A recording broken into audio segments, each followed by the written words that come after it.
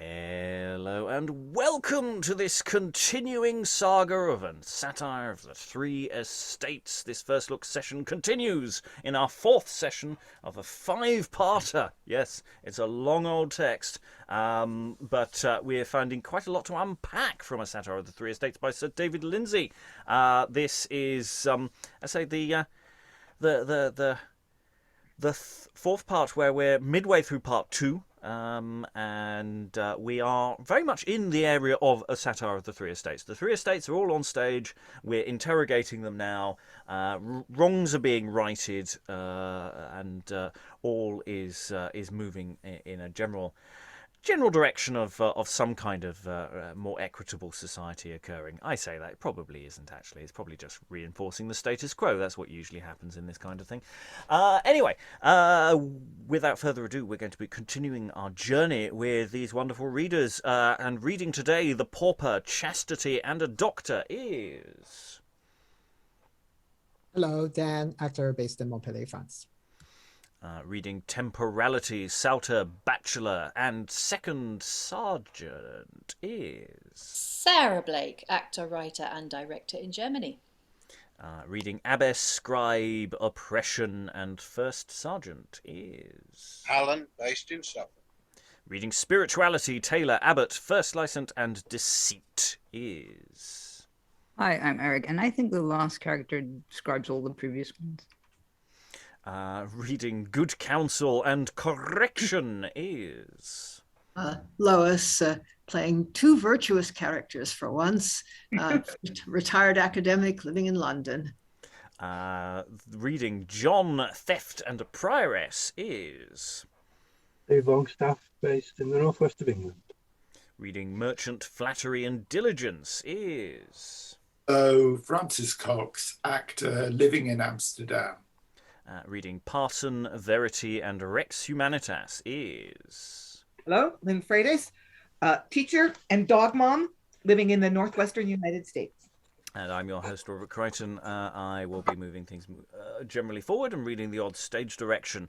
So we're going to return to the text a little earlier in the text than actually we finished last time. We're just going to step back a few lines from where we last were.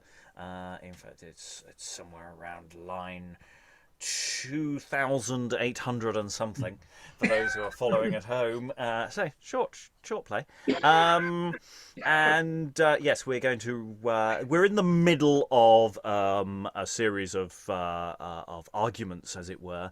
The Commonwealth and the poor are generally pushing back at the temporality, spirituality, and the merchants. Temporality, there's been a reasonable accord with. Spirituality has been foaming at the mouth at being criticised and is not a happy bunny. And something of a sort of back and forth has been going on, at which point Good Counsel steps in to try and just maybe move things along a bit with a slightly disingenuous bit of dialogue as we move forward. You require, my lords, be patient. We came not here for disputations, we came to make good reformations. Herefore, of this your proposition, conclude and put to execution. My lords, conclude that all the temporal lands be set in few to labourers with their hands, with such restrictions as shall be devised, that they may live and not to be surprised with an unreasonable augmentation. And when they hear an proclamation that the king's grace does make him for the weir, that they may be ready with harness, bow and spear. As for myself, my lord, this I conclude. So say we all, your reason be so good, to make an act on this we are content. On that, Sir Scribe, I take an instrument. What do ye of the course present and cow? I will conclude nothing of that as now, without my lord of spirituality thereto consent, with all this hale clergy.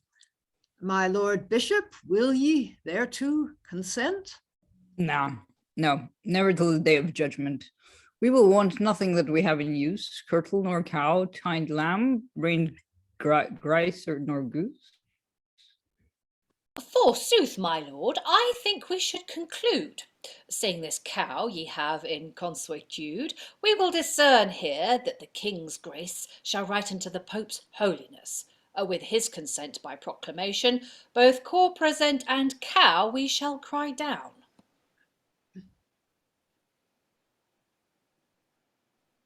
To that, my lords, we plainly disassent. Notor, therefore, thereof I take an instrument. My lord, by him that all the world has wrought, we set not by whither ye consent or naught.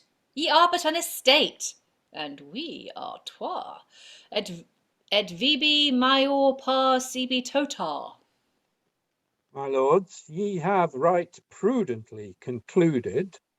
But take tent now how the land is clean denuded of gold and silver, which daily goes to Rome for buds more than the rest of Christendom. Were I a king, sir, by cock's passion, I should go make a proclamation that never a penny should go to Rome at all, no more than did to Peter nor to Paul. Do ye not so? Here for conclusion, I give you all my braid black malison. It is of truth, sirs, by Christendom, that mickle of our money goes to Rome. For we merchants, I await within our bounds, has furnished priests £100,000. For their finance, none knows so well as we. Therefore, my lords, devise some remedy, for through these plays and these promotion, more for dinners nor for devotion, Sir Simony has made with them and band, the gold of weight they lead out of the land. The commonweal, there though been sores oppressed, therefore devise remedy as ye think best. It is short time sin any benefice was sped in Rome, except great bishoprics. But now for an unworthy vicarage, and priest will gone to Rome in pilgrimage, and cavil, which was never at the school, will run to Rome and keep a bishop's mule, and sign come home with many colored crack, with a burden of benefices on his back, which been against the law. Ane man alone for to possess more benefices nor one. These great commands, I say without and fail, should not be given but to the blood royal. So I conclude, my lords, and says for me, ye should annul all this plurality. The Pope has given us dispensations. Yea, that is by your false narrations. Though the Pope for your pleasure will dispense, I trow that cannot clear your conscience. Advise, my lords, what you think to conclude. Sir, by my faith, I think it very good that from henceforth no priest shall pass to Rome, because our substance they do still consume. The plays, and for their profit singular, they have of money made this realm bare. And as I think it best, by my advice, that ilk priest shall have but a benefice, and if they keep not that foundation, it shall be cause of deprivation. As ye have said, my lord, we will consent. Scribe, make an act on this incontinent. My lords, there is ane thing yet unproponed, how prelates and priests ought to be disponed. This be and done, we have the less ado. What say ye, sirs? This is my counsel, lo, that or we end this present parliament, of this matter to take ripe advisement. Mark well, my lords, there is no benefice given to a man but for a good office. Who takes office and sign they cannot used, giver and taker, I say, are both abused. A bishop's office is for to be a preacher, and of the law of God a public teacher. Right so the parson unto his parichon of the evangel should lare them a lesson. There should no man desire such dignities without he be able for that office. And for that cause, I say, without leasing, they have their times, and for no other thing. Friend, where find ye that we should preachers be? Look what St. Paul writes unto Timothy. Take there the book, let's see if ye can spell. I never read that, therefore read it yourself.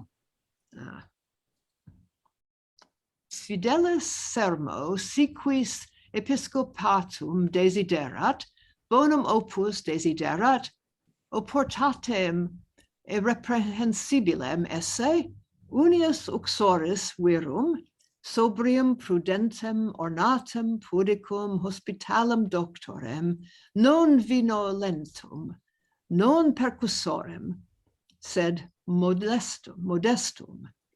That is, this is a true saying. If any man desire the office of a bishop, he desireth a worthy work. A bishop, therefore, must be unreprovable, the husband of one wife, etc. Ye temporal men be him that harried hell. Ye are but overprepared with such matters to mell. Sit still, my lord. You need not for to brawl. These are the very words of the Apostle Paul. Some says by him that wore the crown of thorn, it had been good that Paul had ne'er been born. But ye may know, my lord, St. Paul's intent. Sir, read ye never the New Testament? No, sir, by him that our Lord Jesus sold. I read ne'er the New Testament nor Old, nor ever thinks to do, sir, by the rude. I hear friars that reading does no good. Till you to read them, I think it is no lack. For once I saw them both bound on your back, that same day that ye was consecrate. Sir, what means that? The fiends stick them that what?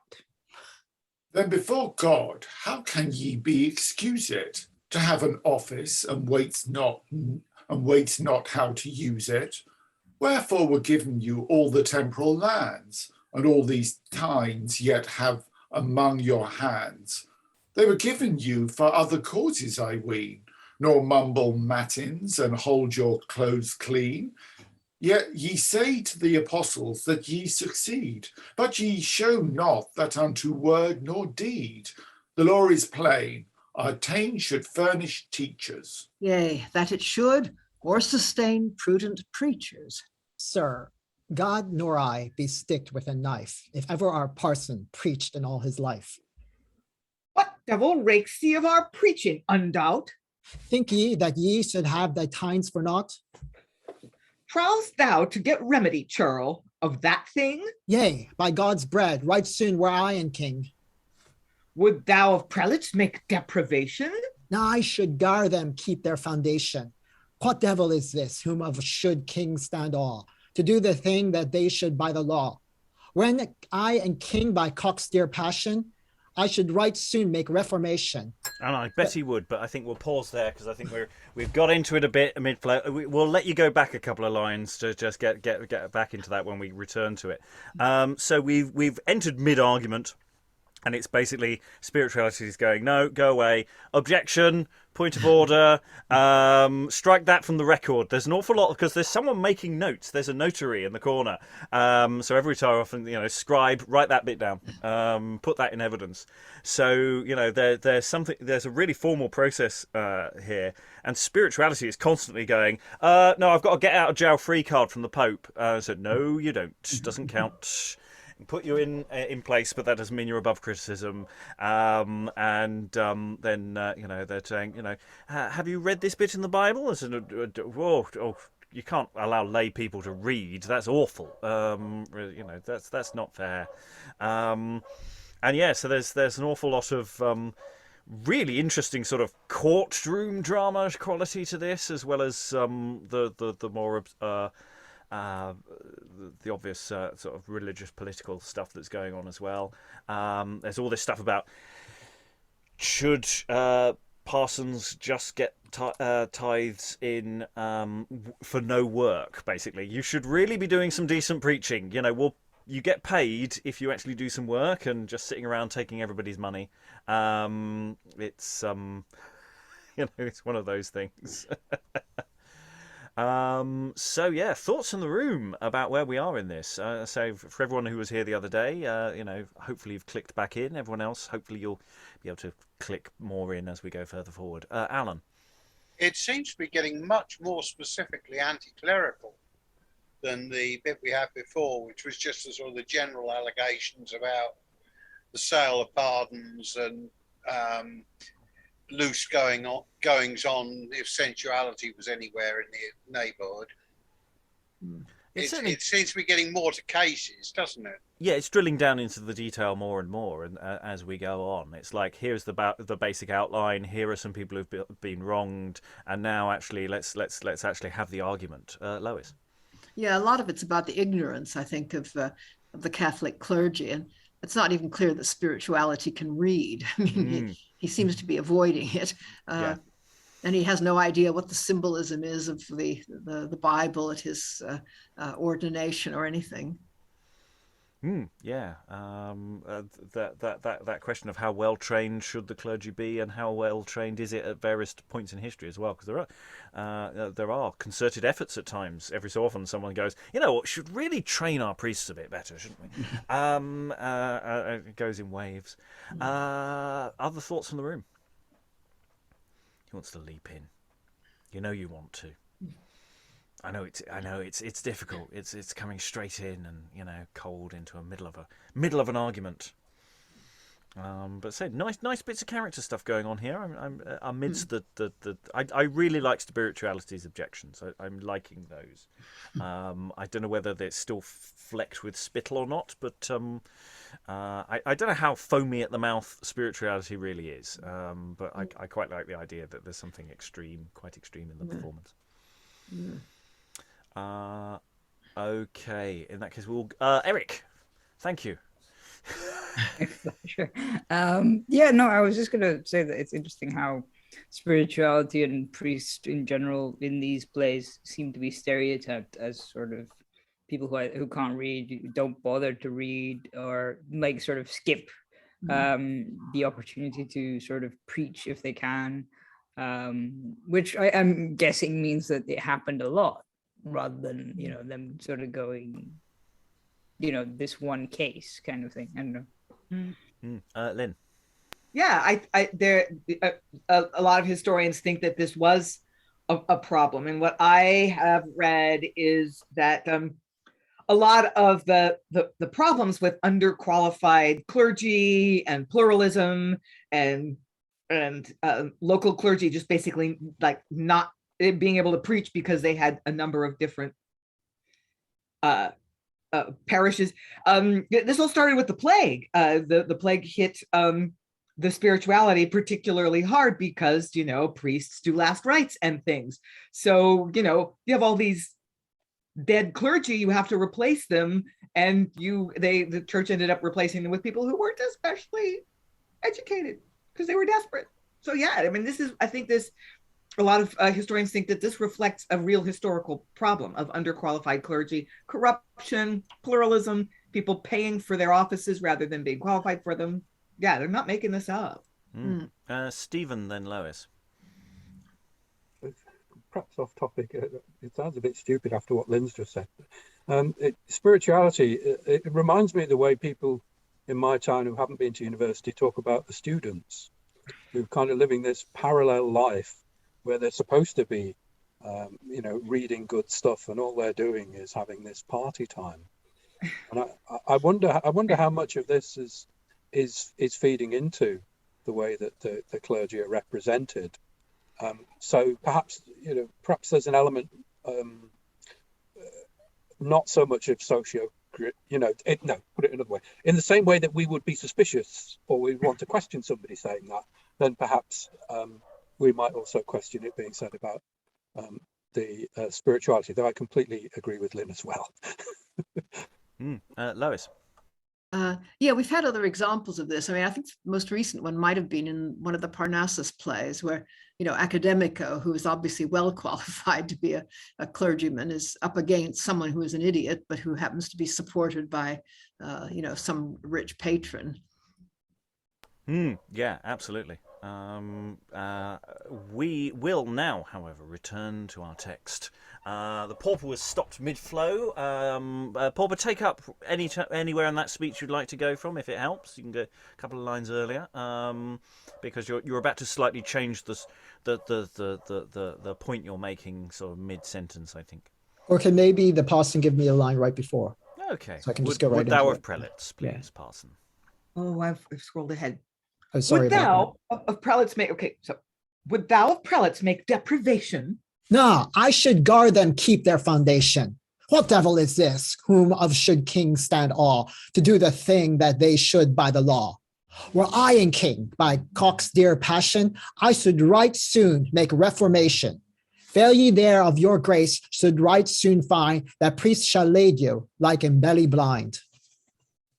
What if King David were living in these days, the which did found so many gay obbeys? Or out of heaven, what if he looked down and saw the great abomination amongst these abbesses and these nunneries, the public whoredoms and their harlotries? He would repent, he narrowed so his bounds, of year lie rent 70,000 pounds. His successors make little use, I guess, of his devotion or of his holiness. How dare thou, churl, presume for to declare, or to mell with so high a matter? For in Scotland yet it never ring. I let the wit a more excellent king. Of holiness he was the very plant, and now in heaven he is a mightful saint, because that 15 abbesses he did found, where throw great riches has done abound, into our kirk and daily yet abounds. But kings now, I trow, few abbesses found. I dare well say thou art condemned in hell, that doth presume with such matters to mell. False horse and churl, thou art over arrogant to judge the deeds of such an holy saint. King James, the first Roy of this region, said that he was an unsore saint to the crown. I hear men say he was something blind that gave away more nor he left behind. His successors that holiness did repent, which got them do great inconvenience. My lord bishop, I marvel how that ye suffer this churl for to speak heresy. But by my faith the Lord will take tent. He serves for to be brunt incontinent. He cannot say, but it is heresy to speak against our law and liberty. Saint Peter, I make you supplication. Examine yon churl's sign make his dilation. I make a vow to God omnipotent that by stir shall be brunt incontinent. Venerable father, I shall do your command. If he serves Dade, I shall soon understand. Pauser. False whoreson churl, show forth thy faith. I think ye speak as ye were wrath. To you I will nothing declare, for you are not my ordinaire. Whom in trowels thou false monster manged? I trow to God to see thee hanged. Were I and king, like cock's passion, I should gar make a congregation of all the friars of the 4 orders, and make you vaguers on the borders. Sir, will ye give me audience, and I will show your excellence, so that your grace will give me leave, how into God that I believe. Show forth your faith, and feigneth naught. I believe in God, that all has wrought and create everything of naught, and in his Son, our Lord Jesus, incarnate of the Virgin true, who under Pilate thole passion and died for our salvation. And on the 3rd day rose again, as Holy Scripture shows plain.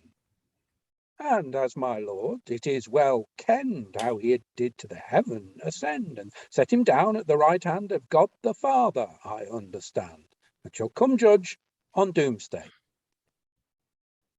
What will ye more, sir, that I say? Show forth the rest. This is no game. I trow, sanctum ecclesiam, but not in these bishops nor these friars, which will for purging of these nares sard up the one roar and down the other, a mickle devil receive thee thither. Say what ye will, sirs.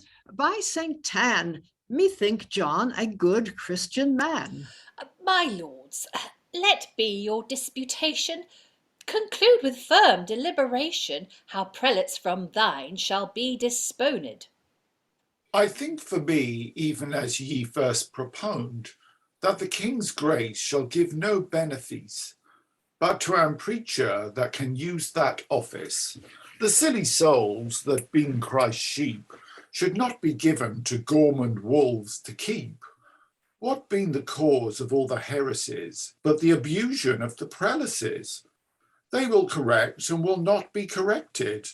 Think, and to no prince they will be subjected. Wherefore I can find no better remede, but that these kings man take it in their head, that there be given to no man bishoprics, except they preach out through their diocese, and ilk parson preach in his paracon, and this I say for final conclusion.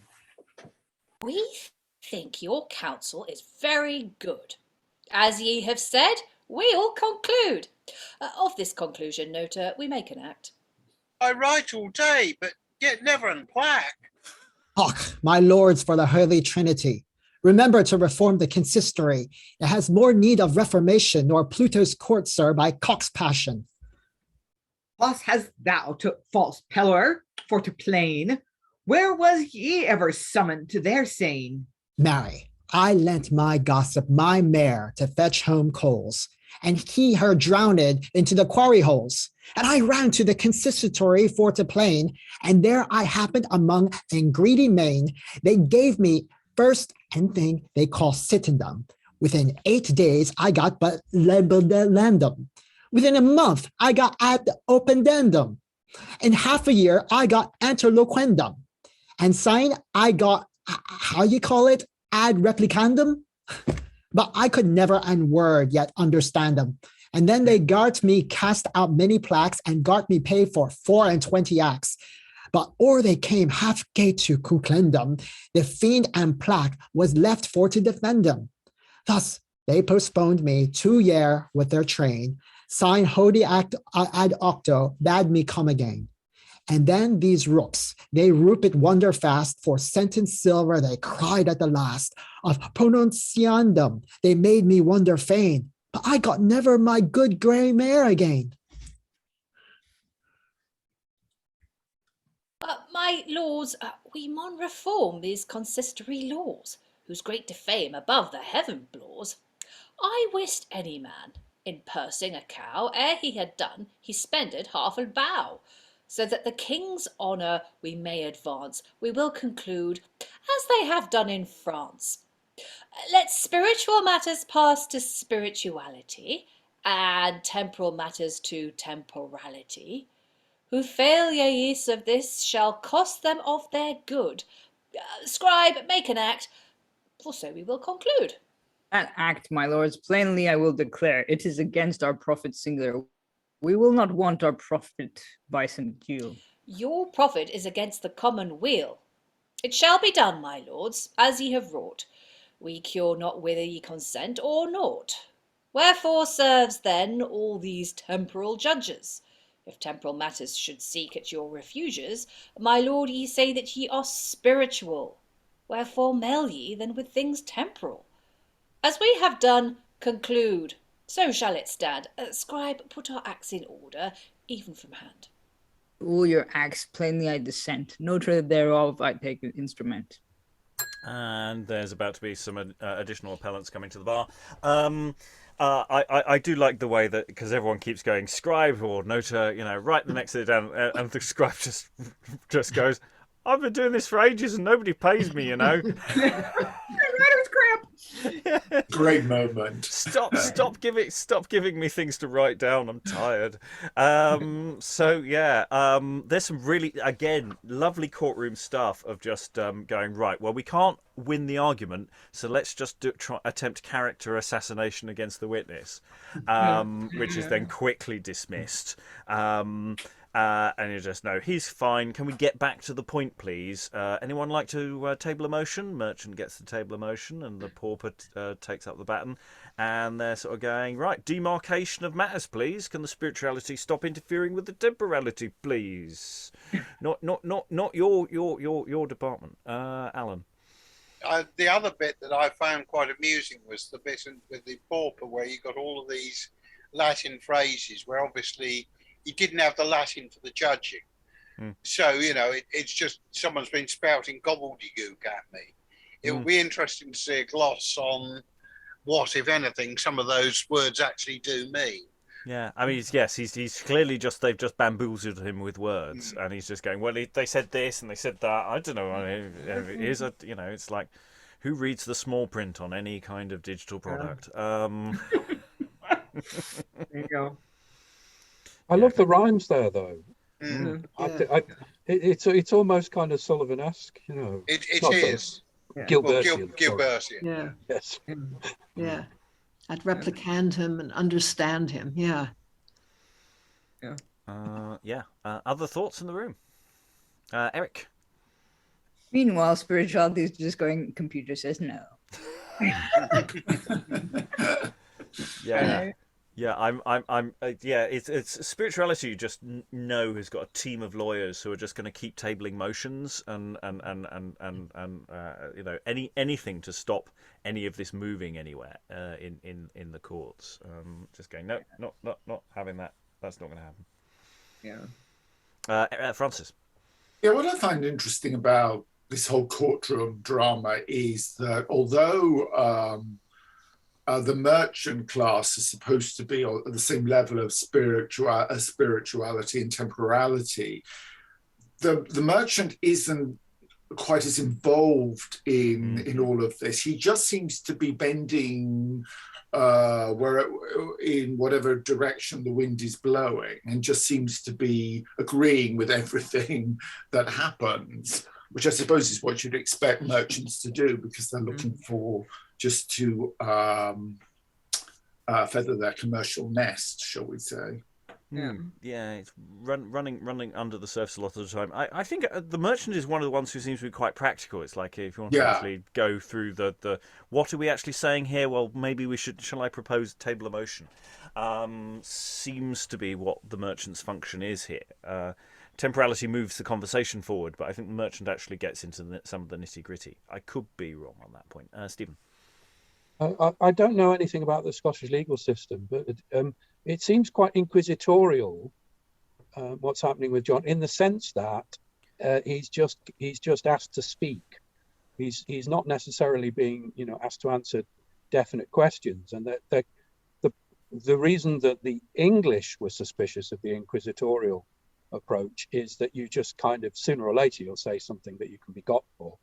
And I was just wondering whether this is actually a way, because I know other legal systems do work in an inquisitorial way, and I was wondering whether this would have been seen as a kind of standard approach, or whether it would have been seen as a quite clearly signalling that something kind of dodgy in legal terms is going on.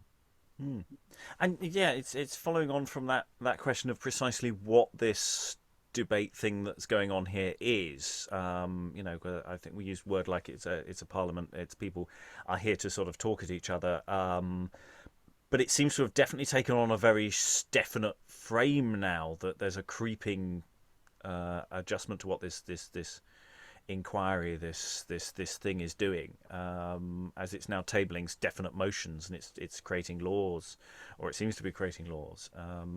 So yeah, it's very much a parliament type deal / court case type thing.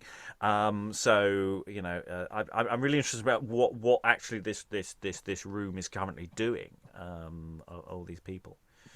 Is it mission creep, or were they doing this from the very off? Wasn't it? Because the notary, I don't recall the notary getting an early mention. It seems to have been like, hang on, someone better start making notes and grabbing it. I could be wrong on that point. Might have got a note, but I think it was the very end of the last session. I think there might have been a mention, but apart from that, I don't think we had them. Alan. Yeah, no, that was the point. The scribe or notary was not explicit in the previous one, although a logical assumption was that somebody would be taking minutes. Because the moment you start writing it, the moment someone starts writing it down, that becomes, the record of what's happening, and that becomes a thing which, following Stephen's point, is what you could use in evidence against someone. It becomes official. Okay, any other thoughts before we hear from the next witnesses, the next contributors? Because, say, this all opened with the king basically saying anyone can come up and say some stuff, basically. So we've had the John of the Commonwealth, and we've had the pauper. I think it's fair to say we're getting our next appellants coming in. So here shall Verity and Chastity, who previously in the play had been put in the stocks by the vices, here shall Verity and Chastity make their plaint at the bar. My sovereign, I beseech your excellence, use justice on spirituality, the which to us has done great violence, because we did rehearse the verity. They put us close into captivity, and so remained in subjection, and in great languor and calamity, till we were freed by King Correction. My lord, I have great cause for to complain. I could get no judging into this land. The spiritual state had me so at disdain. With Dame Censure, they have made such a band. Among them all in the friendship, sirs, I fand. And when I came, the noble nuns among, my lusty lady prioress from hand, out of her daughter dearly she me dang. With the advice, sir, of the Parliament, heartily we make you supplication. Cause King Correction take incontinent all of this sort examination. If they be dying of deprivation, ye have power for to correct such cases. Choose the most cunning clerks of this nation, and put more prudent pastors in their places. My prudent lords, I say that pure craftsmen abuse some prelates are more for to commend. Gar examine them, and so ye shall soon ken how they in virtue bishops do transcend. Thy life and craft make these kings kend. What craft hast thou? Declare that to me plain. And tailors, sir, that can both make and mend. I wait none better into Dumbarton. Whereof of tailors bearest thou the style? Because I wait is none within a mile can better use that craft, as I suppose, for I can make both doublet, coat, and hose. How call you then? How call they you, sir, with the shaping knife? An Satire, sir, none better into Fife. Tell me wherefore, An Satire art ye named? Of that surname I need not be ashamed, for I can make shown, brotikins, and boots. Give me the copy of the King's Coots, and ye shall see right soon what I can do. Here is my lass, and well-wrought leather too. Oh, Lord my God, this is a marvelous thing, how such misorder in this realm should ring. Souters and tailors, they are far more expert in their pure craft and in their handy art, nor are our prelates in their vocation. I pray you, sirs, make reformation.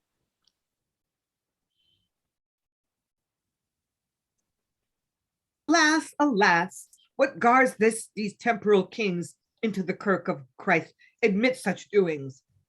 My lords, for love of Christ's passion, of ease ignorance, make deprivation, which in court can do but flatter and fleisch, and put into their places that can preach. Send forth and seek some devout, cunning clerks that can stir up the people to good works. As ye have done, madam, I am content. How, diligence, pass hence incontinent, and seek out through all towns and cities, and visit all the universities. Bring us some doctors of divinity, with license in the law and theology, with the most cunning clerks in all this land. Speed soon your way, and bring them here from hand. What if I find some holy provincial, or minister of the Grey Friars all, or any friar that can preach prudently? Shall I bring them with me in company? Care thou not what estate soever he be, so they can teach and preach the verity. Most cunning clerks with us is best believed, to dignity they shall be first promised. Whether they be monk, canon, priest, or friar, so they can preach. Fail not to bring them here. Then farewell, sir, for I am at the flight. I pray the Lord to send you all good night. And here shall diligence pass to the pavilion. Sir, we beseech your sovereign solicitude of our daughters to have compassion, whom we may no way marry by the rood, without we make some alienation of our land for their supportation. For why? The market raised being so high that prelates' daughters of this nation are married with such superfluity, they will not spare to give £2,000 with their daughters to a noble man. In riches so they do superabound. But we may not do so. By St. Allen, these proud prelates our daughters, sir, may ban. That they remain at home so long unmarried, sir, let your barons do the best they can. Some of our daughters, I dread, shall be miscarried. My lord, your complaint is right reasonable, and right so to our daughters profitable.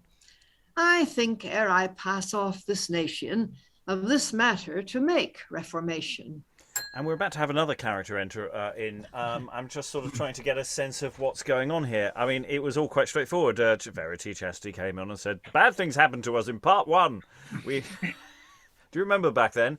And then we have the scribe and the tailor, and I'm wondering whether these things are happening sort of at the same time. They're interfering with each other, and there's a cue, and then temporality comes in and comes back into the focus to do some stuff. So I'm sort of worried, not so much worried, but curious about all the things that are sort of now suddenly happening, and I'm not quite sure what's going on. Lynn, then Lois, then Eric. Yeah, a couple of things. So I just find it interesting that there is this emphasis on preaching, that they can be monks, they can be friars, they can be ordained priests, but somebody who can preach, who can talk, who can be a teacher. So I just, historically, that's just an interesting emphasis to me, and it just it tends to confirm what I've heard, that there was an emphasis on pulpit preaching in the Protestant movement, which is one of the things that made it distinct. So one of the sort of differences between that and traditional Catholic practice, where ritual was the center of worship. Okay, so there's that. It was just sort of interesting. But so later on, so is temporality whining about having to pay dowries when their daughters get married? Is that what's going on? Yeah, I mean, there's suddenly a lot going on. It's the way that the scribe and the tailor sort of just appear to be examples of people who are good at what they do, but there's sort of not. That's not sort of why that. I'm confused as to how the bits come together. Lois, then Eric, then Alan. Yeah, it does seem as if they're just brought on there. Here's some proof that ordinary craftsmen are good at their job. Now that should show you, priests, what you should do. It does seem very odd to just drag them in like that, but I can't see any other reason. I mean, they're not complaining about anything. And then as you say, temporality certainly is. And it's an interesting argument. I haven't seen that anywhere else, that bishops, who obviously shouldn't have children anyway, have daughters that they're giving such huge dowries for, that, as he says, it prices everybody else out of the market. I mean, it's put in this really crass way too. I mean, it's kind of like the situation that's often complained of. I mean, later it tends to be rich merchants who are marrying their daughters to noblemen, and then later still, it's usually rich American women getting married to peers of the realm in the late 19th century. There's always this thing about what happens in the marriage market. Yeah, I think I've got a handle on this now. So yes, the scribe basically does a call out, and the tailor and the Salter stand up basically, and the microphone gets passed around to them, and they say, "Yes, we are examples of good things," and then they sit back down again. They are very asidey, and yeah, that's sort of it. Yeah, tying all those things together, I don't think is impossible in performance, but yeah, I was just very confused there. That's really helpful. Lois, again, before I go to Eric and Alan. Yeah, sorry, I was just thinking the way to do it in performance would probably be to have good counsel, because he's the one that makes the point about what they show us, and if he were actually to get them and get the scribe to call them out or something, I mean, I think it's probably his idea. Eric. Ooh, I hear no sound from Eric. He speaks, and yet nothing appears. You may have to do this via the medium of interpretive dance, Eric. I'm going to go to Alan while we see if you can find your sound. Alan. Yeah, I mean, what I found interesting is we've got this mix of real characters in terms of the tailor and the souter and the clerk. Mm. And then we've got the more abstract concepts or collectives like virtue, chastity, and so on. It seems to be playing an odd sort of game. Mm. Yeah, well, in a sense, we've had this throughout the play. Of every so often, you're right, a real person enters this allegorical universe and sort of dances around it. Sarah. Yeah, did the tailor and the souter, did they turn up in yesterday's session? Souter did. Souter did. I don't think Right. we've met the tailor before. I mean, assuming it is the same souter, you know, it could be 'Cause someone different. It's interesting because I missed yesterday. I don't know what happened with his plot line yesterday, but last time I saw him, which was in the second session, he was being he was a comic figure basically. You know, he was being beaten by his wife, and he was kind of there. He was like the butt of the joke basically, and I find it interesting that the playwrights used the same character here to make quite a serious point. You know, because if this was played outdoors, you can imagine that the minute the souter comes back on, the audience immediately go, "Oh, okay, there he is. Are we going to get a comic interlude now?" And that doesn't happen.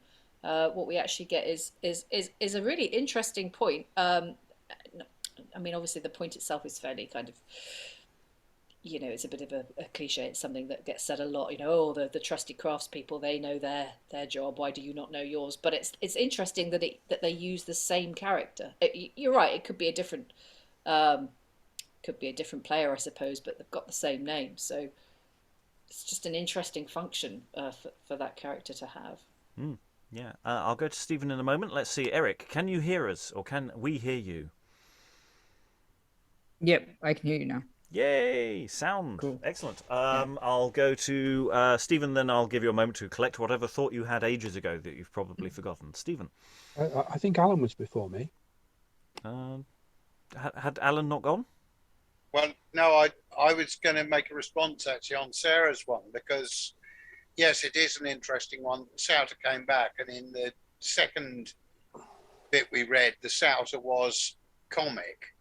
Yesterday, it got even more low comedy because they ended up having a session with the pardoner, getting a divorce, the cost for which the pardoner insisted they kissed each other's arses. So to then suddenly bring him back on for a semi-serious or reasonably serious part in this is an interesting bit of dissonance. Stephen. It's kind of a response, I think, to Alan's point. I was back to that kind of list of good counsels where it claims to be quoting St. Paul. There's a whole list of virtues. For example, it says that a bishop should be chaste. And I wonder about the extent to which we're making, you know, we say this is an abstract thing and this is a concrete thing, but I wonder from the point of view of people versed in the New Testament and people like St. Paul, whether that's, you know, we can maybe think of it as a bit more nuanced than that, because it's full of virtues which are not abstract things existing in some sort of Platonic world, but practices for your life. So that I was struck by the list of abstract terms that were applied to a bishop, supposedly on the say-so of St. Paul. So I wonder if I were better versed in the Bible, I might not see such a stark divide between, as it were, the real sublunary world and the world of these abstract qualities. Eric. Yeah, I was just going to say that maybe I wonder why correction doesn't say very much until he's kind of passed the baton. Just it's interesting how he goes, yeah, I'm just gonna go now. Oh wait, no, I have to fix this thing now, and then kind of, I don't know, just yeah. They introduce him whenever law needs to be enforced rather than any other point. Yeah, I mean, we've got a very busy stage. There's a lot of people milling about here. So, in a sense that you're going to use people with some precision, I assume. There might be other patterns in there that we're not seeing at this initial pass. Lois, and then we'll move on. Yeah, I think correction is called sometimes king correction and sometimes divine correction, isn't he? So he presumably doesn't reside there, belongs nowhere particularly except in heaven. Yeah, the other thing I was thinking was just that spirituality, I think, is a bishop, actually. Isn't he addressed as my lord? So all that talk about what a bishop ought to be is obviously, directly contradicted by him. And we should also mention, because I don't think it's clear from the way we've been reading it, that we've got flattery in disguise as a member of the clergy hanging around. So one of the vice figures who didn't get caught previously is hanging around in disguise, and that's something that's probably more apparent to the visual audience. It may not be, it depends on how, but he's sort of popped up and said a line of dialogue randomly, and I think it's the first thing he said in this half. But I thought I'd point that out because as his fellow vices are going to be popping in, the fact that he's about in disguise, getting away with it, is possibly important. It might not be. I don't know. We will move on, however. So we've got Verity, etc., and Chastity have sort of brought up this point. Diligence has passed off to the pavilion. Temporality has raised his issue. Correction said noted. And here, now interrupting everything, here shall enter common theft. Go by the gate, man. Let me gang. Devil came I into this thrang. With sorrow I may sing my song, and I be ta'en, but I've run both night and day. Through speed of foot I got away. If I be kenned here, well away, I will be slain. What is thy name, man, by thy thrift? Whoreson, they call me common theft. Why, I had no other shift since I was born. In Yisdal was my dwelling place. Many an wife got I cry, alas. My hand they never got grace, but I forlorn. Some say, isn't king is come among us, that purposes to head and hang us? There is no grace if he may fang us, but on and pin. Bring he, we thieves will get no good. I pray God and the Holy Rood, he's been smothered into his coot and all his kin. Get this cursed king me in his grips. My Craig will wit what weighs my hips. The devil I give his tongue and lips, that of me tells. But you, I dare no longer tarry. By I ken they will me carry and put me in a fiery farry, I see naught else. I raise by him that harried hell, I almost forgot myself. Will no good fellow to me tell where I may find the Earl of Rothfuss, best hackney? That was my errand here away. He is right stark, as I hear say, and swift as the wind. Here's my bridle and my spurs, to gar him lance over land and furs. Might I him get to Ewis Dures? Might take no cure. Of that horse might I get in sight, I have no doubt. Yet of midnight, that he and I should take the flight through desert muir. Of company, tell me, brother, which is the right way to the Struther? I would be welcome to my mother, if I might speed. I'd give both my coat and bonnet to get my Lord Lindsay's brown jonnet. Were he beyond the water of Annet, we should not dread. What now, oppression, my master dear? What mickle devil has brought you here? Master, tell me the cause, per queer. What is it that ye have done?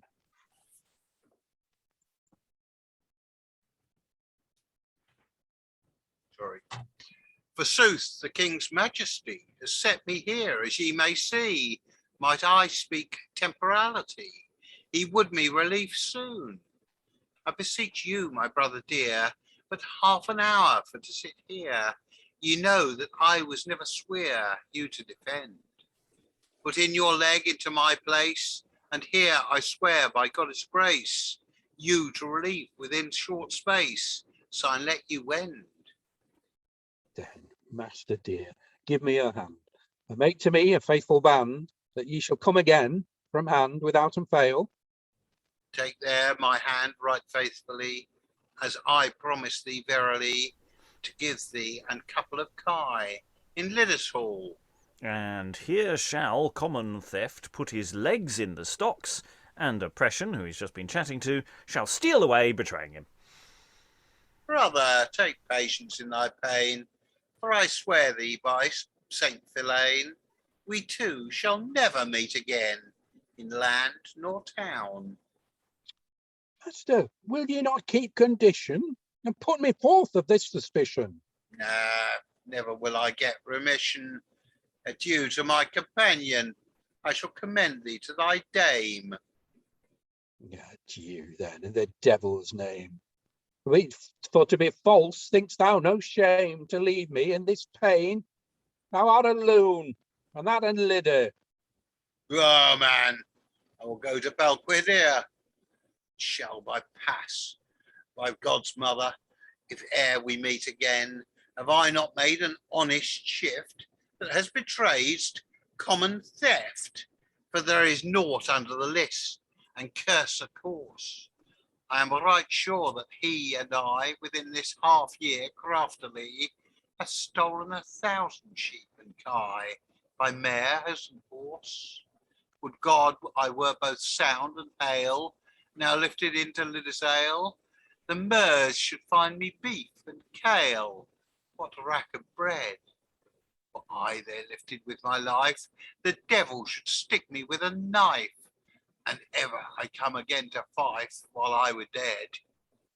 Adieu, I leave the devil among you, that in his fingers he may fang you, with all leal men that doth belong you, for I may rue that ever I came into this land, for why ye may well understand. I got no gear to turn my hand, yet once, adieu. And here we can assume oppression exits, and we can assume that theft is still there in the stocks and has been left there. Now, on one level, this is possibly important for later on.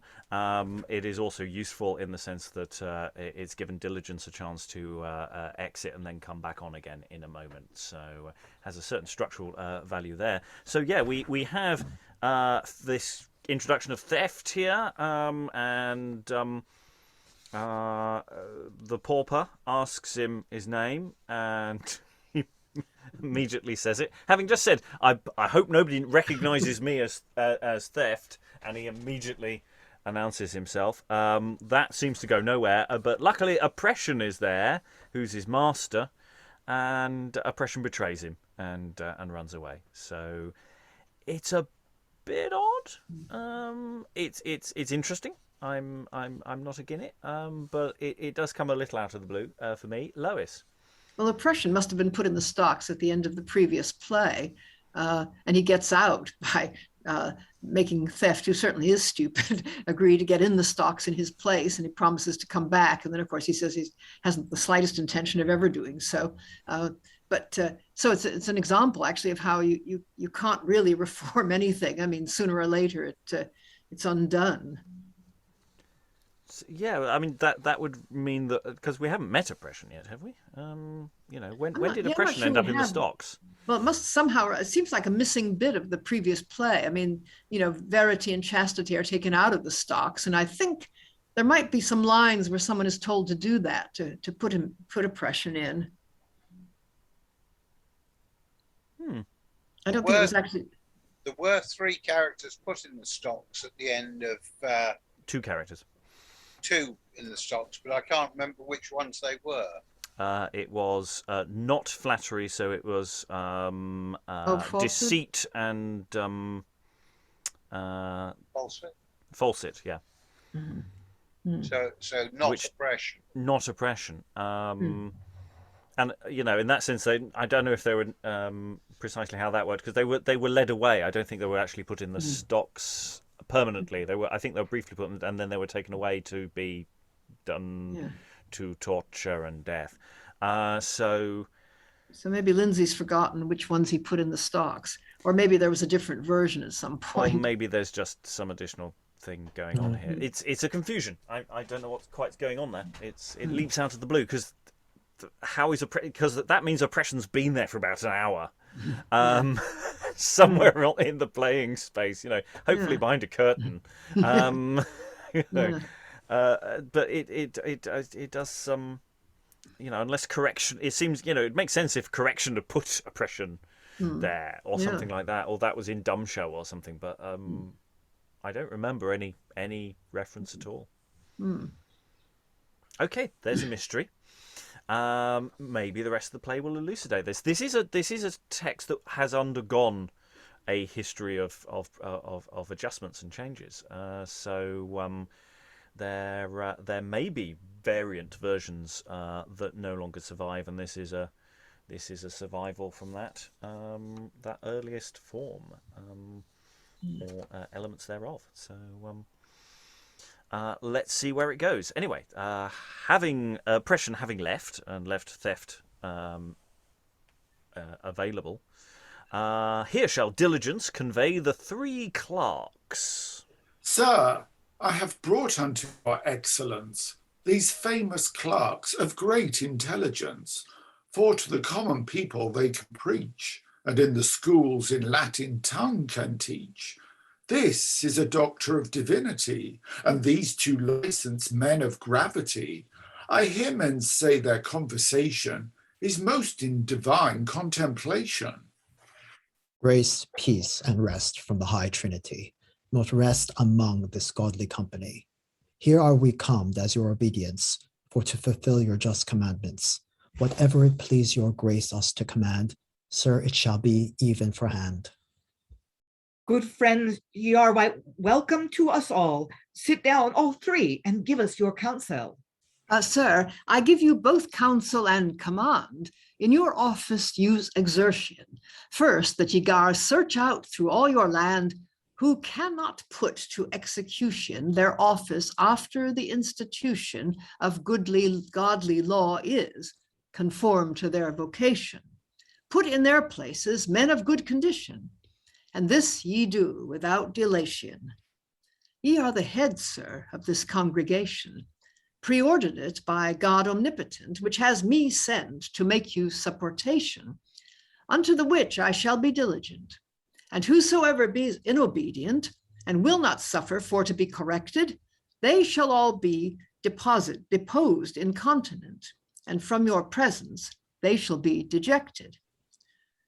Begin first at the spirituality, and take of them examination, if they can use their divine duty. And as I make you supplication, all they that has their offices misused, of them make hasty deprivation, so that the people be no more abused. Ye are a prince of spirituality. How have ye used your office now? Let's see.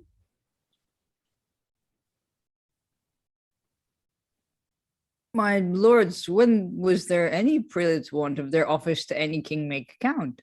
But of my office, if you would have the feel, I let you have it used well. For I take in my count twice in the year, wanting naught of my teent and bowl of beer. I got good payment of my temporal lands, my bossock mail, my coats, and my offerings, with all that does pertain my benefice. Consider now, my lord, if I be wise, I dare not marry contrary to the common law, and thing there is, my lord, that ye may know. Howbeit I dare not plainly espouse on wife, yet concubines I've had 4 or 5, and to my sons I have given rich rewards, and all my daughters married upon lairds. I let you wit, my lord, I am no fool, for why I ride upon an ambling mule. There is no temporal lord in all this land that makes such cheer, I let you understand. And as my lord, I give with good intention to divers temporal lords and yearly pension, to that intent that they, with all their heart, in right and wrong, shall plainly take my part. Now have I told you, sir, on my best ways, how that I have exerted my office. I weened your office had been for to preach, and God's law to the people teach. Wherefore wear ye that mitre, ye me tell? I was not manned by him that harried hell. That does betoken that ye with good intent should teach and preach the Old and New Testament. I have been friar to preach into my place of my office, ye hear no more until Pasch. My lords, this abbot and this prioress, they scorn their gods. This is my reason why. They bear an habit of feigned holiness, and in their deed they do the contrary. For to live chaste they vow solemnity, but from that they be sicker of their bows. They live in whoredom and in harlotry. Examine them, sir, how they observe their vows. Sir Scribe, ye shall at chastity's request pass and examine yon 3 in goodly haste. Father Abbot, this council bids me speer how ye have visit your abbey, they would hear. And as their kings, he's given me commission of your office for to make inquisition. Touching my office, I say to you plainly, my monks and I, we live right easily. There is no monks from Carrick to Carrail that fares better and drinks more wholesome ale. My prior is a man of great devotion, therefore daily he gets a double portion. My lords, how have ye kept your 3 vows? How's the abbots? Indeed, right well till I got home my vows in my abbey where I was sure professor. Then did I live as did my predecessor. My paramours is both fat and fair as any wench into the town of Ayr. I send my sons to Paris for the schools. I must in God that they shall be no fools. And all my daughters I have well provided. Now judge ye, give my office to be well guided. Scribe, Master Parson, show us if you can preach. Though I preach not, I can play at the cash. I wot there is not any among you all more fearly can play at the football. And for the cards, the tables, and the dice, above all parsons I may bear the price. Our round bonnets, we make them now 4-nooked, of right fine stuff. If you list, come and looked. Of my office I have declared to thee, spare what you please, ye get no more of me. What say ye now, my lady prioress? How have ye visit your office? Can ye guess? What was the cause ye refused harboury to this young lusty lady Chastity? I would have harboured her with good intent, but my complexion thereto would not assent. I do my office after her old use and wont. To your parliament I will make no more count. Now cause some of your cunning clerks, which are expert in heavenly works, and men fulfill with charity, that they can well preach the verity, and give to some of them command, and sermon for to make from hand. As ye have said, I am content to gar some preach incontinent. And pauser. Magister noster, I ken how ye can teach into the schools, and that right ornately. I pray you now that you would please to preach in English tongue, landfolk to edify. Sovereign, I shall obey thou humbly, within short sermon presently in this place, and show the word of God infinitely, and sincerely as God will give me grace. And here shall the doctor pass to the pulpit and say some stuff, but we'll pause before the doctor does that. We can't. We've got to stretch out the excitement of what's coming next. So yeah, we've as was said earlier, we need to hear from.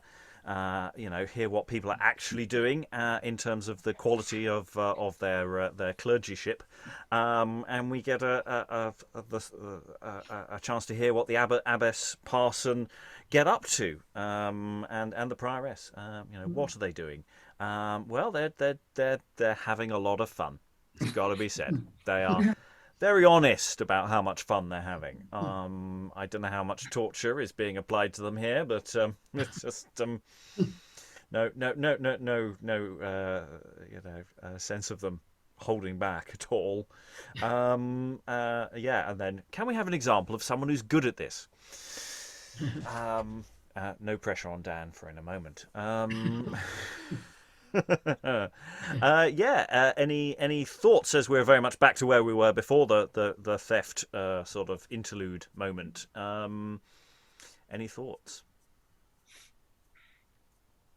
No, none. Everyone's just so excited they want to hear the doctor's sermon.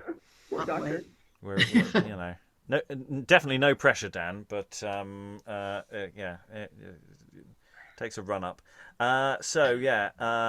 Here shall the doctor pass to the pulpit. There's a pulpit. There's another bit of stage physical stuff existing, and he's going to say, Civis ad vitam ingredi serva mandata. Devout people, St. Paul the preacher says, the fervent love and fatherly pity which God Almighty has shown many ways to man in his corrupt fragility exceeds all love in earth, so far that we may never to God make recompense conding, as whoso lists to read the verity in holy scripture, he might find this thing. Sic Deus didixet mundum. Touching nothing, the great prerogative, which God to man in his creation lent. How man of naught creates superlative was to the image of God omnipotent. Let us consider that special life engine God had to man when our fair father fell, drawing us all in his loins imminent, captive from glory in thirlage to the hell. When angels fell, their miserable ruin was never restored, but for our misery, the Son of God, second person divine, an impure virgin, took humanity.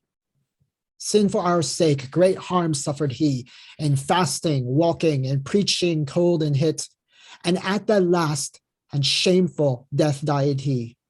Betwixt two thieves on cross he yielded the spirit, and where a drop of his most precious blood was recompense sufficient and conding, and 1,000 worlds to ransom from that wood, infernal fiend Satan notwithstanding, he loved us so that for our ransoming he shed forth all the blood of his body, riven rent and sore wounded where he did hang, nailed on the cross on the Mount Calvary, et copiosa apud eum redemptio.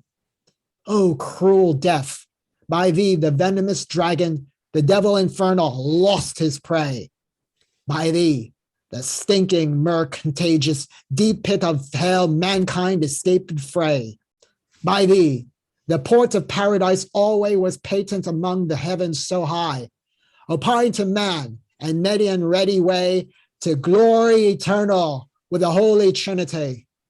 And yet, for all this life incomparable, God asks no reward from us again, but love for love.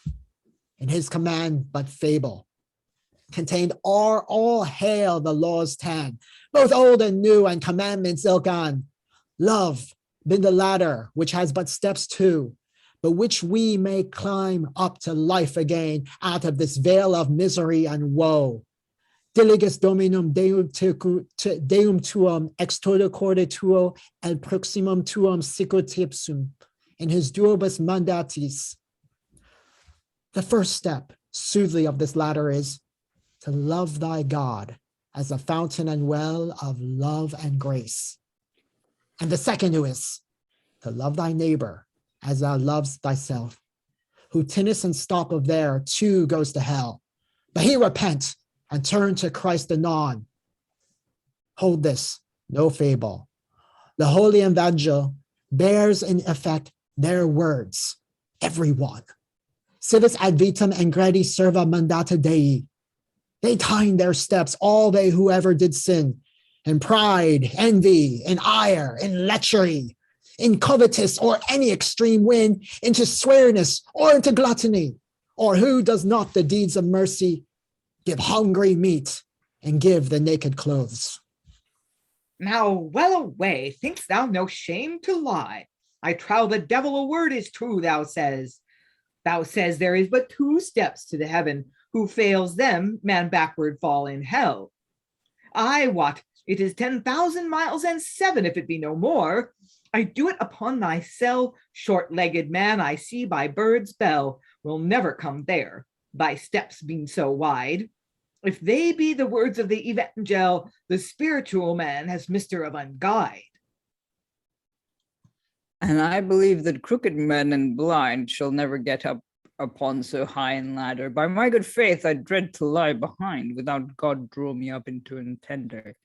What, I fall? Then I will break my bladder, and I come there this day the devil speed me. Except God make me lighter nor than feather, or send me down good woodcock wings to flee. Come down, dastard, and gangs sell draff. I understand not what thou said. Thy word was neither corn nor chaff. I would thy tongue again were laid. Where thou says pride is a deadly sin, I say pride is but honesty, and covetise a worldly ween, but is but wisdom, I say for me. Ire, hardiness, and gluttony is nothing else but life's food. The natural sin of lechery is but true life. All there are good. God and the Kirk has given command that all good Christian men refuse them. But were they sin, I understand, we men of Kirk would never use them. Brother, I play the Trinity, your faith and charity to support, causing you know the verity that ye your subjects may comfort. To your prayers, people, I recommend the rulers of this noble region, that our Lord God, his grace mote to them send, on trespassers to make punition, praying to God from fiends you defend, and of your sins to give you full remission. I say no more, to God I you commend. And here we'll just pause on this little unit of action. Well done, Dan. That was made that quite a stirring little sermon there. You know, they said, "Could we have someone who's good at sermonizing come forward, please?" I think you got paid, you know, for that. You know, I think your tithe was worth it. And then we get into this whole thing. Oh well, because it's one of those things about how many steps are there steps to heaven, and as a thing. And there's several songs coming through my mind at the moment that came immediately out of that. But yeah, I'm not going to quote them. So Lynn, then Alan. Oh, I think actually Alan was first, but I'm just really quick. Yeah, as someone who teaches written reasoning, I just had to laugh at the parson's circular reasoning. Well, if these were sins, then churchmen wouldn't practice them. Totally logical. Yeah. Mm-hmm. Yeah, it has to be said, the Spirituality and their friends, their arguing skills are really rubbish. Really crap, yeah. Alan. Yeah, I mean, what struck me was he was invited to preach a sermon in English, opened with a chunk of Latin, and then threw 2 or 3 more shocking great Latin quotes in there as well. Lois, muted at this precise second in time. Yeah, I think he does what preachers generally did, though. I think he quotes Latin and then he paraphrases or translates it. I mean, I think they generally try to make it intelligible, but they use the Latin because it has a sort of power. And of course, everybody thought it was the original language, which it wasn't, of the Bible. Yeah, and the parson will walk 10,000 miles and 7, and will walk 10,000 miles and 7 more, just to be the parson. No, I'm not. Anyway, Eric, I said I wasn't going to do that, and then I couldn't stop myself. Eric. Not 500, yeah. Yeah. What I was going to say was the doctor's sermon. I was just wondering if. Well, obviously there's no evidence, but I mean, I'm guessing that Lindsay wrote it himself rather than actually sort of outsourcing to someone who had, who was a famous sort of sermonizer in the area. I don't know, I'm guessing, just because it seemed really well written and really well structured as a sermon. Well, I mean, people. I'm sure he would have heard quite a few by the time, because he's. I think by the time we get to the later version of this, he's in his 50s or 60s or something. By the time this shows appearing in the form that gets later printed, so he would have lived through quite a lot of sermons by then. I'm sure he's heard some good ones and some bad ones. So anyway, let's just go into the final furlong for this session before we hit the completely random point, in which case I said we'll stop. So I mentioned earlier that there's a vice in disguise amongst us here. Here, diligence spies the friar whispering to the prelate. My lords, I perceive that the spiritual state, by way of deed purpose to make debate, for by the counsel of yon flash-ring friar, they purpose to make all this town on stir. Trust ye that they will be in obedience to that which is decreed in Parliament. They see the Pope with awful ordinance makes war against the mighty King of France. Right so they think the prelate should not son ye, by way of deed defend their patrimony. I pray thee, brother, gar me understand wherever Christ possessed and foot of land. Yea, that he did farther withouten fail, for Christ Jesus was King of Israel.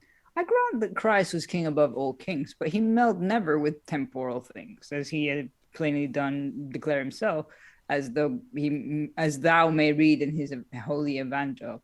Birds have their nests and foxes have their den, but Christ Jesus, the Savior of men, in all this world is not an penny braid, whereon he may repose his heavenly head.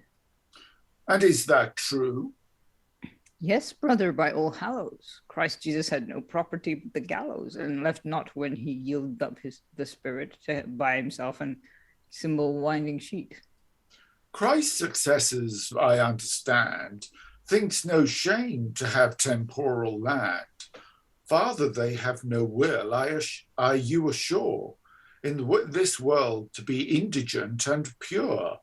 But, sir, sin ye are called sapient, declare to me the cause with true intent, why that my lusty lady Verity has not been well treated in this country. Forsooth, where prelates use as the counsel of begging friars in many region, and they prelates with princes principle, the verity but doubt is trampered down, and common weal put to confusion. If this be true, to you I me report. Therefore, my lords, make reformation, or ye depart hardly, I you exhort. Sirs, friars would never, I you assure, that any prelates use it preaching, and prelates took on them that cure, friars would get nothing for their fleeching. Therefore I counsel you, fra our hand, banish yon friar out of this land, and that incontinent do ye not so withouten wear. He will make all this town on steer, I know his false intent. Yon prioress, withouten fable, I think she is not profitable for Christ's region. To begin reformation, make of them deprivation. This is my opinion. Sir, please ye that we too invade them, and ye shall see us soon downgrade them of coil and chaplery. Pass on, I am right well content. Sign, banish them incontinent out of this country. Come on, Sir Friar, and be not flayed. The king, our master, mun be obeyed. But ye shall have no harm, if ye would travel from town to town. I think this hood and heavy gown will hold your womb warm. Now, what is this that their monster means? I am exempted from kings and queens and from all human law.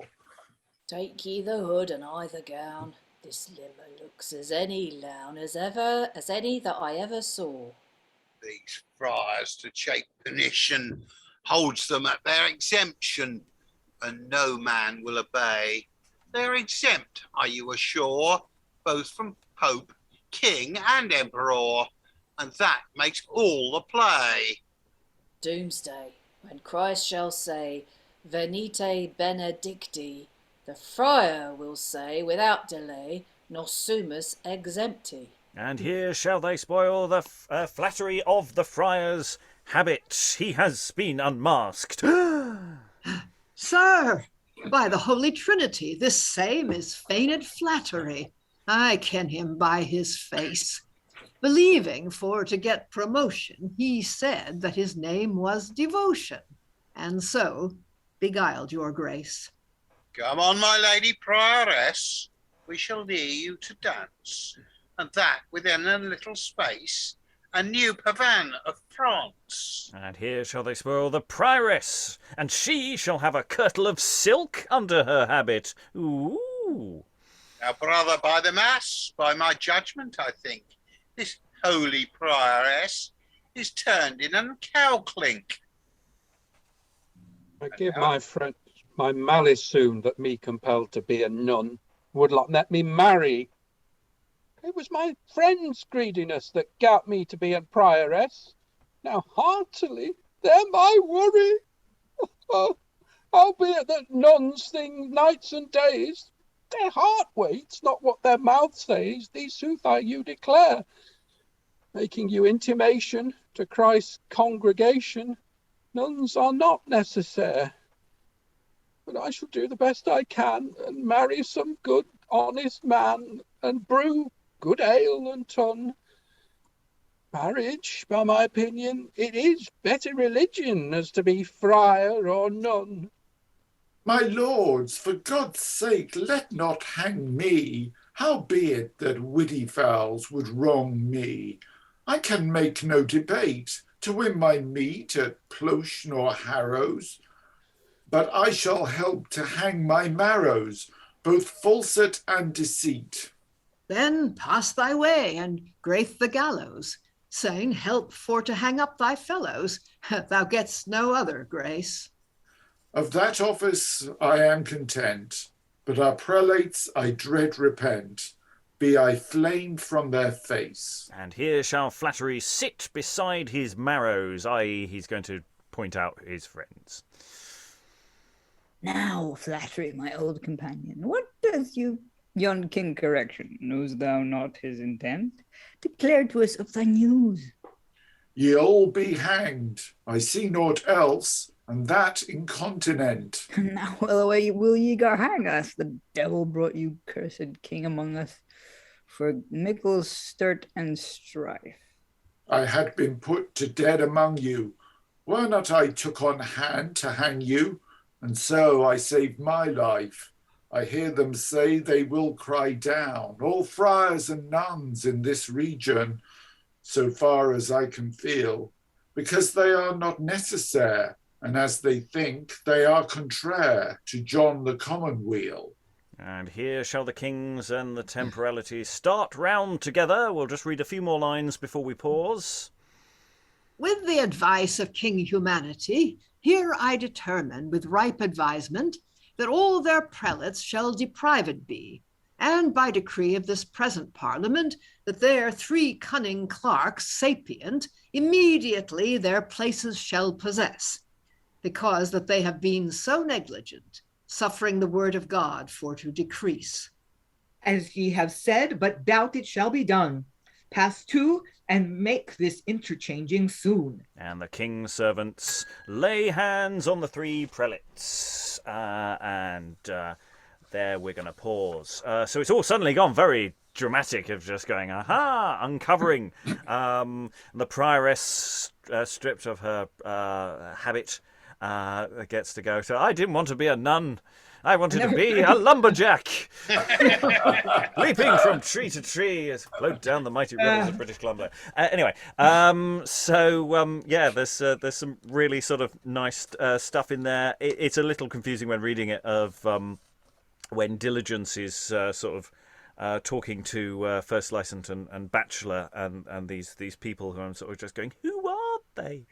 And I think they're more clerks, basically. So it's not just one scribe sitting there writing away, as it were. But it was a bit confused. I was a bit confused. I got a little lost for a bit. But I think in performance, that won't be an issue. Alan. The license were the other two that were picked up by the trawl that brought in the doctor. As I said, we brought you a doctor of divinity and 2 license.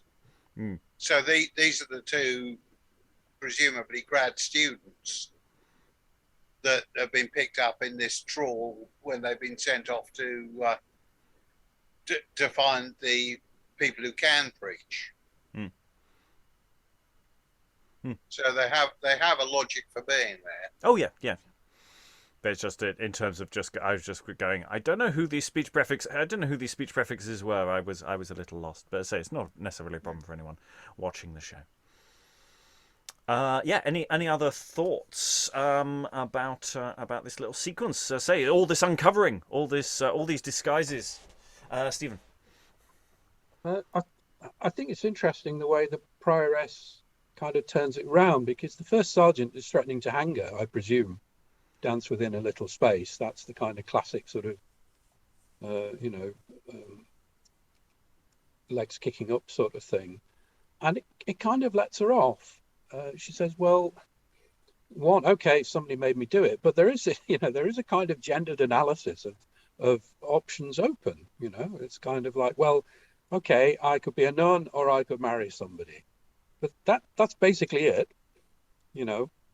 So those were the choices available to me. It was the wrong choice, and it seems to kind of let her off, doesn't it? She gets away with that, which makes me think, well, perhaps we're meant to kind of understand and sympathise, because everyone kind of gets to tell their story. The thief earlier, he kind of goes, oh yeah, and I'm sort of knocking off all the local wives, and I am a completely sort of bad person.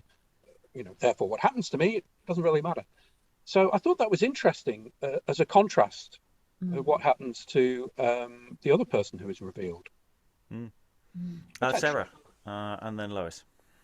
Yeah, and it's not only that she makes the wrong choice, she doesn't have a choice. I mean, she has these 2 options, and she says quite clearly she'd have got married, but she couldn't, because, well, she talks about her friends. You could kind of extend that into maybe family or whatever, but she's gone into a convent against her will, and so there's suddenly this moment of sympathy there, and this person becomes a real flesh and blood person for us, because of the gendering, which is a really interesting choice.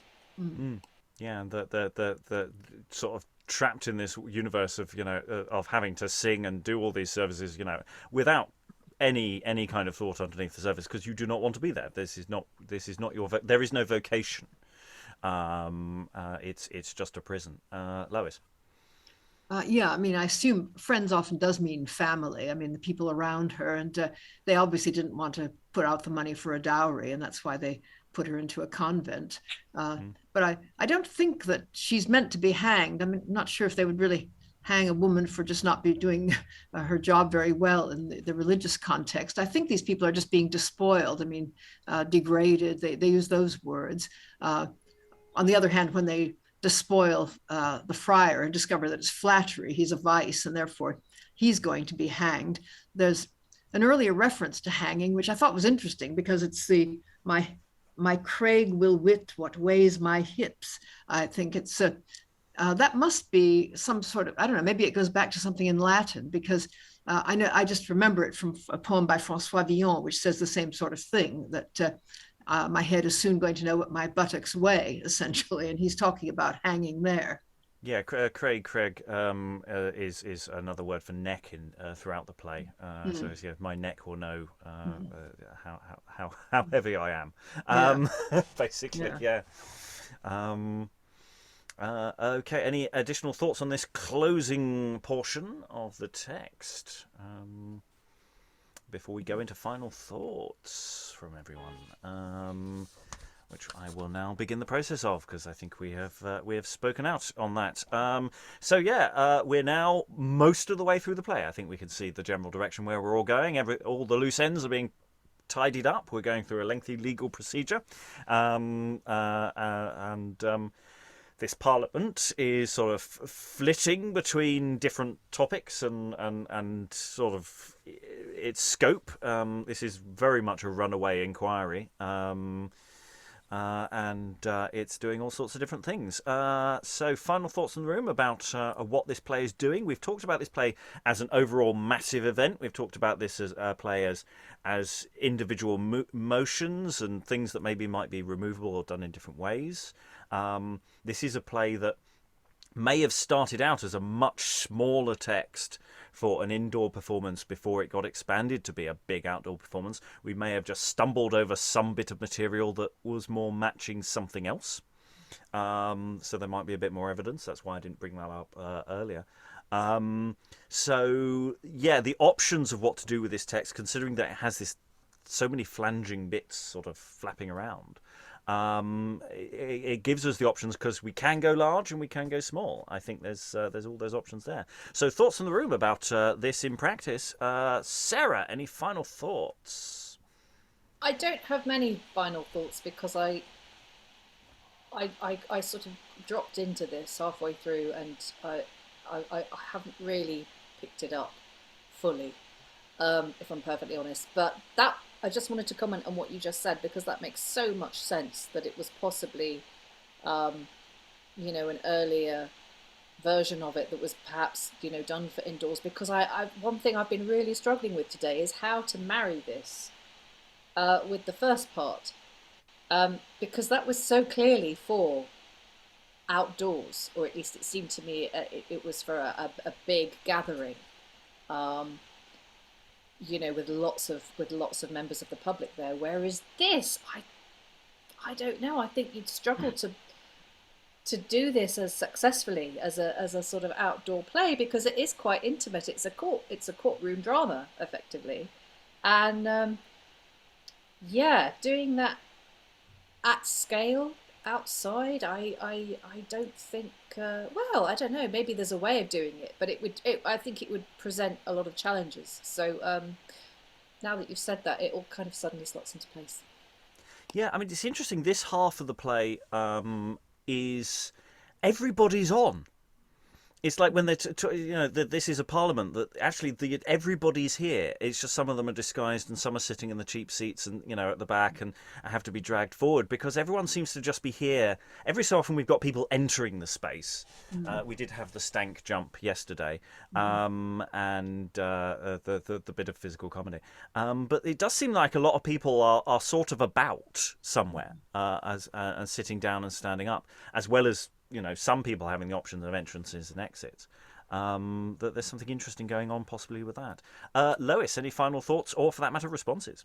Well, I was thinking that Diligence does go to the pavilion, and that's presumably where he finds the godly preachers who may have been in there changing from some other part that they were playing earlier on. So there is a certain amount of movement. I mean, most of the places where there are pauses here, I'm not sure you would need them if you were doing this in an indoor space. I mean, there's a pause before the parson preaches, because presumably he goes to a pulpit, but he could perfectly well do that in a smaller space. They could have one in the court of law instead. No, I think I do remember when I saw this years and years ago, that the bit where the prioress suddenly comes out with that bit about "I never wanted to be a nun anyway," and cries out, "Nuns are not necessary." It was actually quite moving and quite startling in the whole context of the thing. I mean, we haven't fully locked down what the pauses are doing, whether they are purely about movement or whether they are just pauses. I mean, with the Doctor, it could just be simply that he's just getting a cough sweet out ready for his big oration, sip of water. Because sometimes they feel quite dramatic, and I think Eric said in the chat, sometimes it's actually a change of direction when you're talking to somebody else, and that maybe all of these things at once are options for what's going on with those. Yeah, lovely thoughts. Francis, you've sort of been able to dip in late in the day, but you've had a couple of sessions in a row. How are you feeling about it overall? Thoughts about performance? I haven't enjoyed today's session as much as I did yesterday's. It just today's session just seemed to shift gears, and I found it really dragged this whole bit. It just seemed to keep labouring the point that the clergy have been carousing and whoring, and they should be replaced by more suitable, more educated people. And I just kept thinking, yeah, you're making the same point over and over again. And I got it the first time. So I think if you were to perform this now, you'd have to get the blue pencil out and really condense it down, I think. And then I think you'd have something that might be quite entertaining. I mean, it could also be the fact that I have stopped and started us a lot today. A lot, every minor unit of action, and that maybe actually I've just been it's not so much it's been labouring the point, I've been labouring the point. But yes, I think, there is that element, if we were to do this and not go really big, that, the question of how we trim it down is an important question. Because I think, yes, there's definitely room for that, especially as deciding what we do necessarily with that thief bit, where the theft. How do you do that when you haven't introduced oppression earlier, and how do you do that changeover? Though I believe they will return, so it's not like you can just cut it wholesale. Spoilers for next time. Lynn, any final thoughts? Yes. So I've been thinking about something Stephen said earlier in the conversation about the abstractions, the abstractions of virtues and the abstractions of vices, and how for a late medieval, early modern audience, those might not have seemed so abstracty, because it's not really about intangible principles. It's about how do we function in the world. Like, what is good? What does it mean to be a good person in the world, and to do the right thing? And it occurs to me what at least this section of the text is starting to remind me of. Now, hear me out. Piers Plowman, which is a couple hundred years older and a narrative poem and a dream vision, so generically very, very different, but it's got kind of the same concerns. We have religious, spiritual principles. How do we use those principles to live the right life, to live a good life in the world? That matters. And in Dante, for instance, in his levels of hell, things like deceit are worse than the sort of bodily vices of gluttony and lust. But in the post-plague world, gluttony gets a lot of bad press in Piers Plowman, and avarice, because in a world where material resources are scarce, hoarding is very, very bad. So I think this sort of medieval, early modern concern with how do we live in the world is very present in both those texts. And the writers of these texts weren't like big intellectuals necessarily. They weren't men of the church. They're ordinary, smart people who were thinking about these things. And I find that really, really interesting. Alan, any final thoughts? Yeah, I mean, I'm still having difficulty in finding an overall shape for this, because there are an awful lot of episodes, each of which is very well written. I suspect by this point, anybody who's responded to the introit that we had right at the beginning is probably banging on the door of the box office saying, "Oi, this ain't as sold," because we've not certainly had any real resonances in today's session of the stuff that was previewed there. The other one that interested me was thinking about it, is the point at which in one of the disputes is the argument as to whether the church should be owing its loyalty to the king or to the papacy, which seems to be much more of an English argument at this time than it was to Scotland. Well, it's for any ruler, it's always going to be a tension. But yes, it's obviously much more obviously an issue for England in the last 20 odd years. Dan, any final thoughts? Despite having jumped in the middle here, I really enjoyed listening to this play, and I underlined the word "listen" there because with these morality plays, I often find they're quite easy on the ears when they're written beautifully, because the action's simple to follow. You know where the play's going. You know who all of the characters are. You know, you can kind of pin down people pretty fast, even though they might have their different layers. As long as it's enjoyable, as long as there's some humor in it, I quite like it. I like having the set piece. I like having set pieces.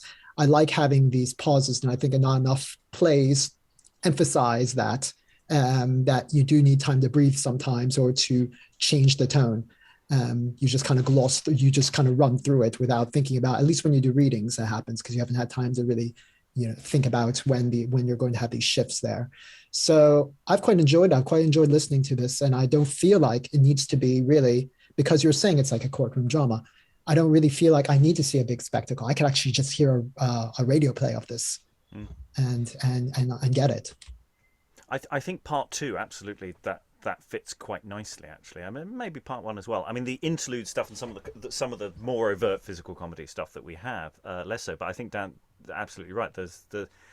I really got into this session, even though I was sort of not expecting to a degree, because I was thinking, okay, there's a lot of people arguing points, but it did draw me in, and yeah, listening to it, and we did sort of mention last time, almost in passing, that actually it is very well written. There's a lot of really good stuff from Lindsay here. Eric, any final thoughts? Yeah, I don't know how it would be perceived in current times as a play. Just like it's got so many parts to it, it's almost like a sort of, I don't know, best analogy I can think of is like a well-oiled machine. Sort of, if you take one part out, it might fall apart because the rest of it might not sort of be cohesive enough. No, it's just an interesting thing to read at the moment. And while it does seem to belabor the point at times, it's interesting how you got this big reveal when there's really no way of, well, they didn't go, oh, she did it, or oh, he did it, or whatever. There isn't any indication of guilt. They just went, oh, okay. They suddenly, I don't know, the focus is so sparse that it kind of, yeah, I'm not sure I'm making sense of it or myself. We're not under any obligation to make sense. I think that's fine. Lois, do you want to jump on that point? Well, just one more thing that I quite liked about it, the sort of meta-theatrical side of it, references to when the play is over and so on. But also you notice that in the thief's speech, there are quite a lot of references to places and people, including he apparently wants to get hold of Lindsay's horse because he thinks he could really get away on that. I mean, there are a lot of little touches, probably far more than we're aware of, in fact, that would add to the fun for the audience. Absolutely, and there is some textual variation between the various witnesses for this text of some of the place names referenced. So, as a text that has potentially been performed in slightly different locations, those jokes perhaps are negotiable. And yes, especially yes, I noticed that mentioning the playwright, him, that wonderful horse. Stephen, any final thoughts? Mentioning the playwright who just happens to have a horse for sale at this moment. It's really good. I've been thinking like everybody else, I think. I mean, about the issue of what kind of thing is it that we've been participating in. It's quite fatal to do what I did some of the time today and just kind of mentally skip out and do something else. And I thought, oh, this is kind of confusing, isn't it? I wonder if part of, I think this is a point that somebody or maybe even me has made in when we've been talking about sort of plays of many parts later, is that, we don't have a sort of realist novel to do this job for us, to kind of give us everything. I know that bits of it are like a courtroom drama, but it occurred to me it's a bit more like a public inquiry. That actually what we're getting is lots and lots of evidence and lots of witnesses. So public inquiry is a great big baggy thing, isn't it? It's difficult to dramatize unless you turn it into a kind of courtroom thing. But this is why this is a box set and not a movie. That we've got. It's like 8 hours of the Beatles versus an hour and a half of the Beatles. So I'm wondering about the way in which I'm finding it difficult is just because I don't have those forms to hand. But also perhaps that Lindsay is trying to do something new here. That there is a kind of element of the epic about it, as well as the the more picaresque that people have been talking about. I find myself sort of reaching for novel words to try and understand what the thing is itself, which is just a great challenge, and it's great fun. Yeah, I mean, in the sense this is a text that's doing so many things that we've encountered before in Moralities, Interludes, and variously, in terms of what it's about. But the actual form of the thing is very different, even very different from other quite long moral plays, which have a slightly different structure. This is much more interested in going off on slight tangents, thematically linked tangents, but not always immediately apparent what they're doing. Tonal shifts. We always have a bit of a tonal shift between Vices and everybody else, but there seems to be interesting, deliberate jarring going on sometimes between incidents. Not so much because of Vices, just because we get these stage invasions by often lower status characters who turn up and just go, well, I'm ignoring the rules and I'm going to climb over all the furniture, which we had at the beginning during the interval. Effectively, it was just someone who just came on, I'm going to climb up and sit on the king's throne. Hey, and there's something really nice about that. And yeah, I wonder at a run whether it feels more together, and whether we're just, because we're picking it apart, we're being a bit too picky, and because of what we're doing. Alan. Yeah, although the interesting thing is that we felt a bit of a culture shock when the pauper did that stage invasion, but it's actually turned out to be a fairly critical part of the plot going forward. Yeah. It's interesting actually how important that interlude is in many ways, and because I was saying, you can't put any vital information in something that not all the audience is likely to see, but actually most of it's reiterated on some level. But in terms of introducing a theme and a thread and a character, it's a really useful bit of the play. Dan.